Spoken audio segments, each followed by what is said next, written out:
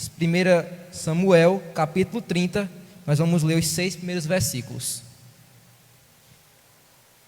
Está escrito: sucedeu, pois, que, chegando Davi e os homens ao terceiro dia a Ziclag, já os amalequitas tinham dado com ímpeto contra o sul e Ziclag e a esta ferido e queimado.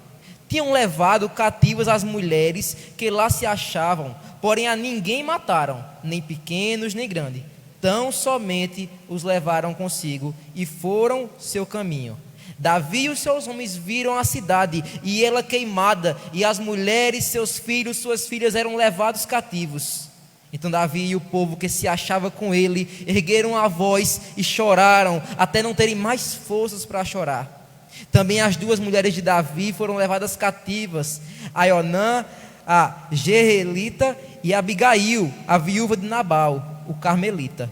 Davi muito se angustiou, pois o povo falava de apedrejá-lo, porque todos estavam em amargura, cada um por causa dos seus filhos e de suas filhas. Porém Davi se reanimou no Senhor seu Deus. Amém.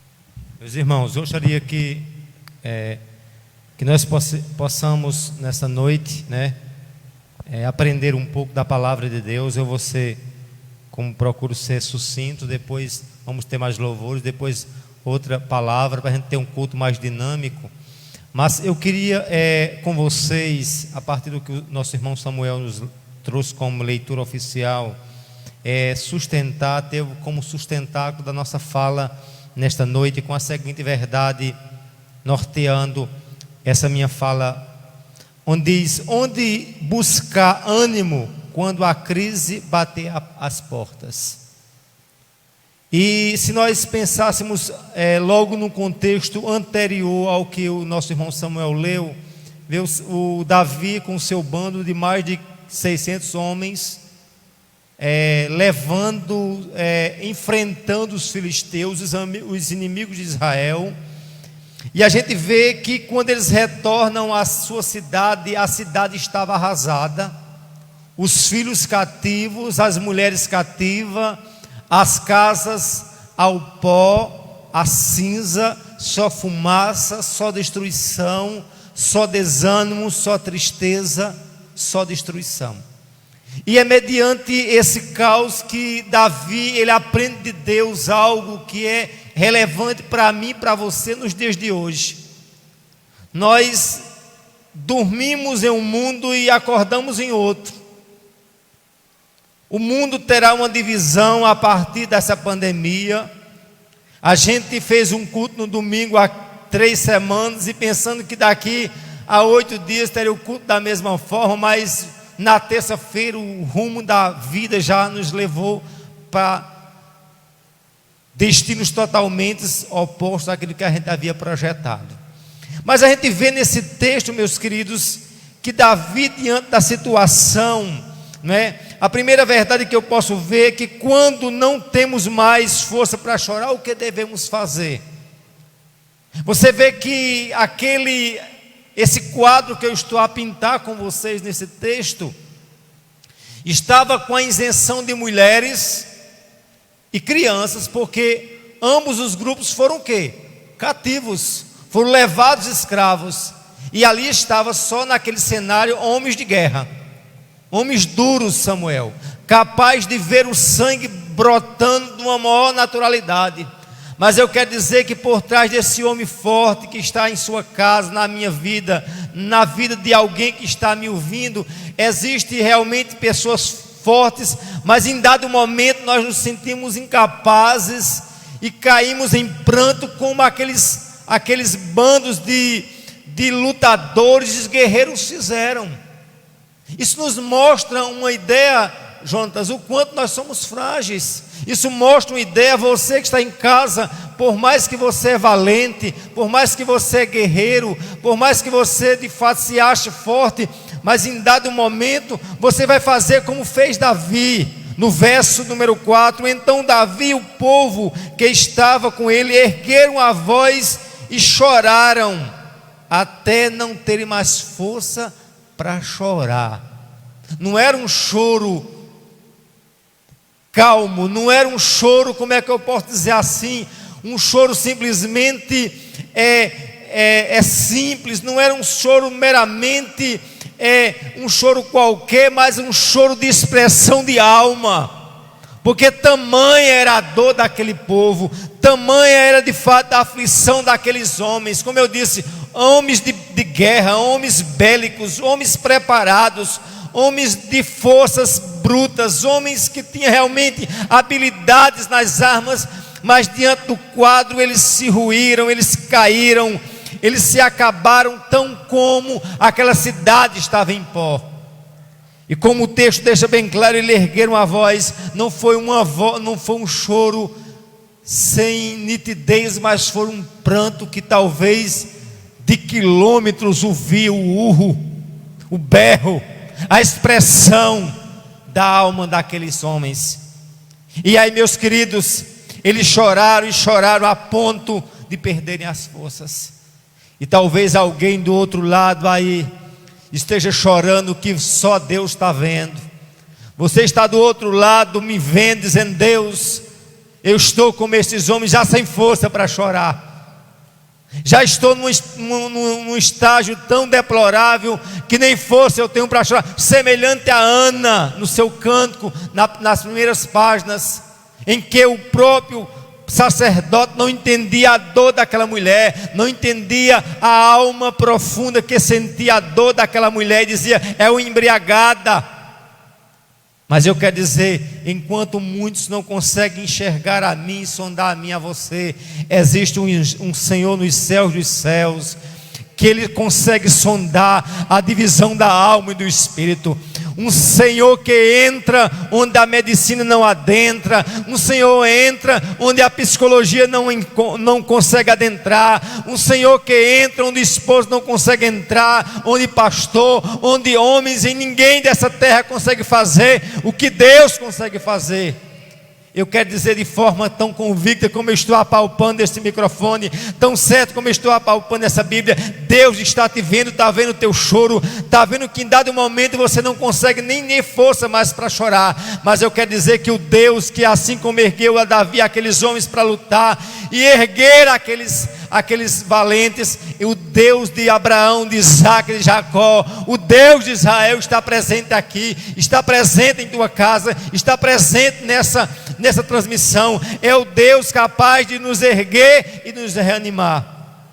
Davi chorou, aquele povo chorou, eles ergueram as vozes e choraram até não ter mais força para chorar. Mas, meus queridos, em dado momento, quando nós choramos, nós muitas vezes encontramos o bode expiatório para o problema. E aqui, se o problema era difícil para aqueles homens, muito mais problemático era a situação de Davi, onde aqueles homens culparam Davi toda aquela trajetória, toda aquela mazela, eles culparam Davi. E ali a angústia de Davi ficou muito mais intensa, muito mais profunda, muito mais extrema. E aí outra indagação perguntamos: quando ficamos angustiados aos extremos, o que fazer? O verso 6 deixa bem claro: Davi ficou muito angustiado. Não diz simplesmente angustiado, mas a expressão do texto é claro, é fático, bem nítido, onde diz: Davi ficou muito angustiado. Mas por que Davi ficou muito angustiado? Porque o povo falava em apedrejá-lo, porque todos estavam angustiados, cada um por causa dos seus filhos e das suas filhas. O povo estava angustiado, mas muito mais angustiado ficou Davi, porque perdeu filhos e filhas tão quanto eles, perderam esposa tão quanto eles. Mas diante de todo esse quadro, e como eu disse, de toda essa situação caótica, o povo dizia: a solução é apedrejar Davi.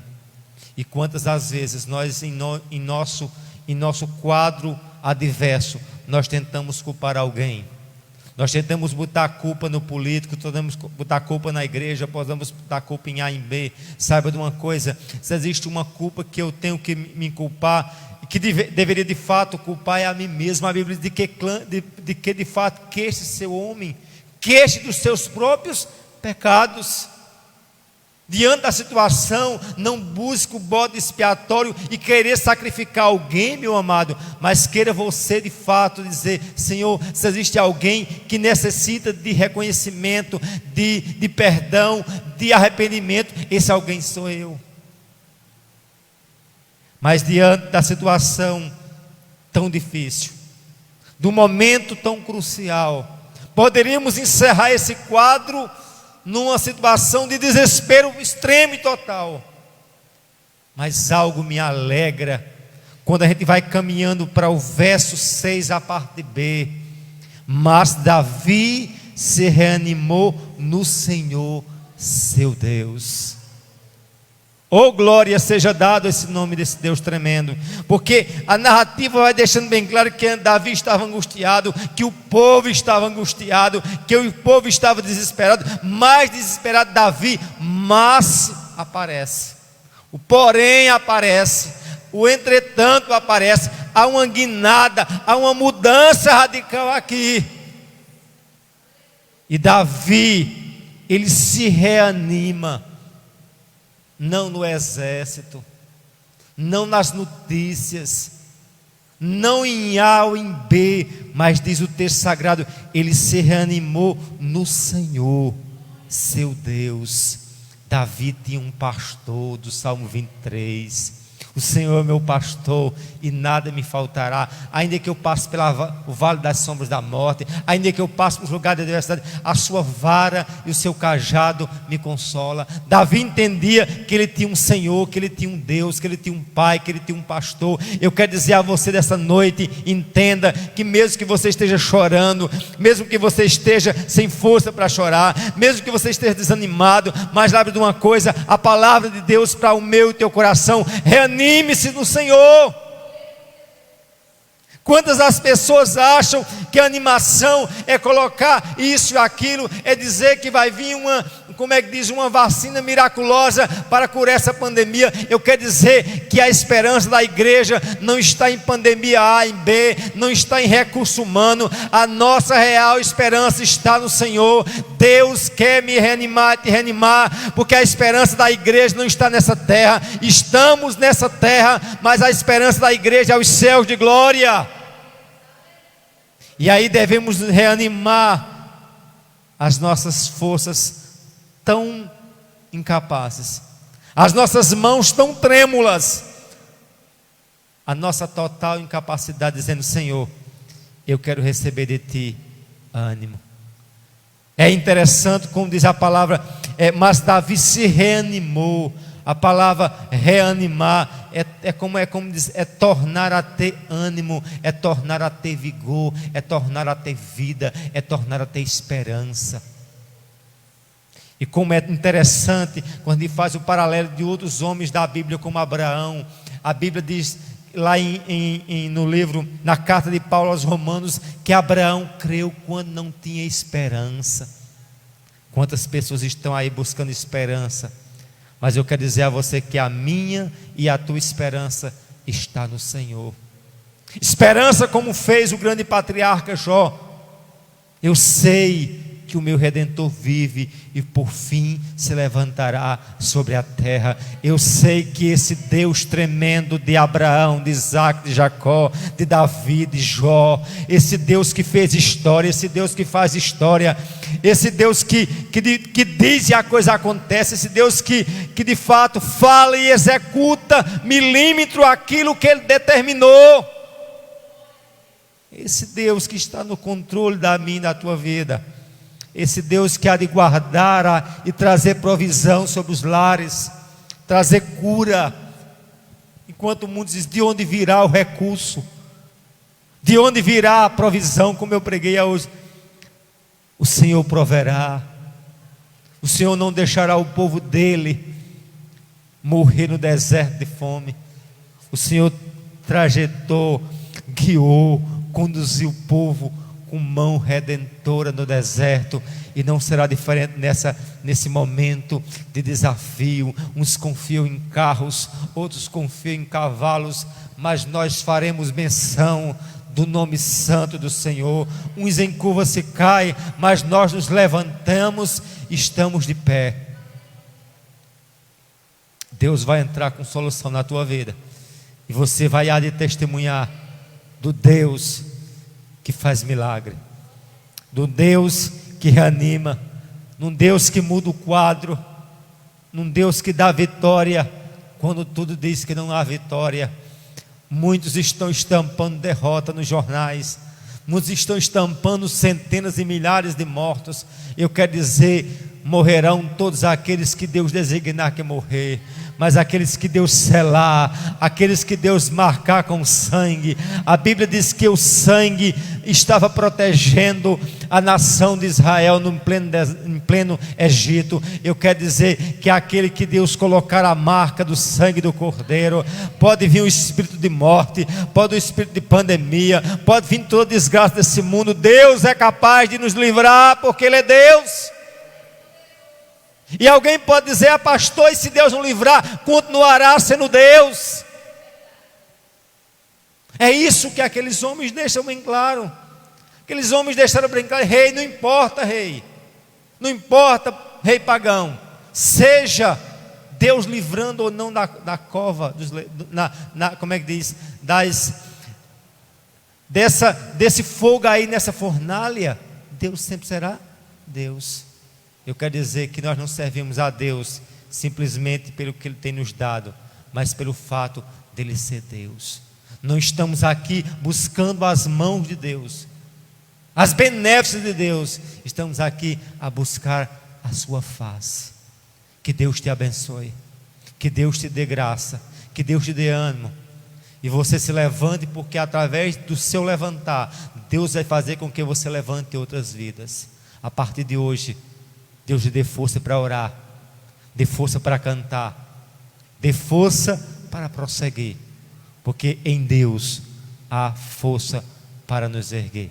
Que Deus te abençoe, que Deus verdadeiramente te faça um crente valente e guerreiro, porque assim como Davi estava em luta, eu estou em luta, mas o mesmo Deus de Davi é o teu Deus, é o meu Deus, é o nosso Deus. Amém? Avante, avante, porque o nosso capitão nos dá certeza de vitória nesta luta. Eu convido a todos para a gente fazer mais uma vez uma oração, e depois a Ana Lívia já se aproxima para vir aqui trazer também um louvor, uma rápida palavra. A gente vai fazer esse dinamismo em nome do Senhor. Amém? Olha, Senhor, estou aqui, Senhor, a clamar,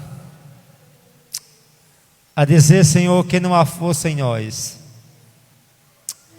que não há nada em nós, que há mérito, que há graça, que há alguma coisa que te agrade. Mas se existe alguma coisa que agrada a ti, é o mérito de Cristo em mim.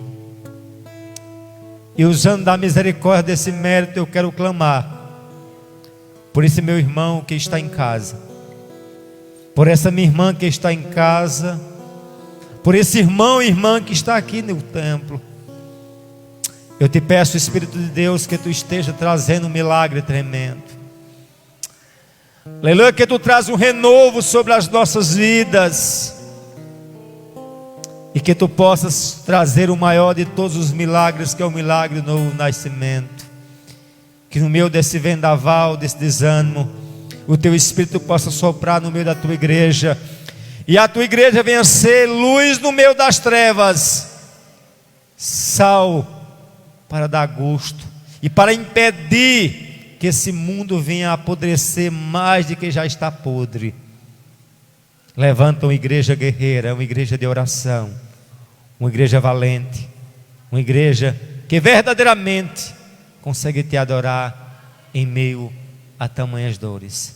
Te louvamos porque estamos aqui, te louvamos porque vidas estão sendo alcançadas, te louvamos, Espírito Santo, porque tu és capaz de usar essa transmissão para falar com alguém que está no hospital, alguém que está em casa desanimado, depressivo, ansioso, angustiado, inquieto, mas que o teu Espírito traga paz, traga ânimo e traga a luz da conversão, e a conversão genuína, trazendo o selo do Espírito e a certeza da morada eterna nos céus de glória.